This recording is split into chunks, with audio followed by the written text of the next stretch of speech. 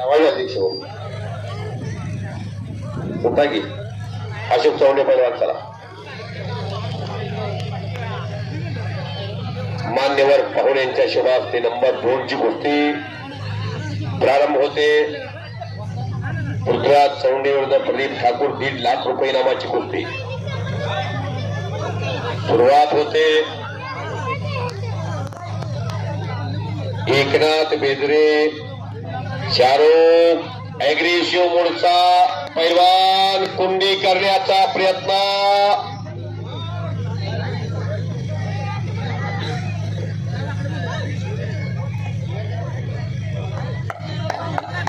कणखरी तिकडे जाऊन झोपटलेला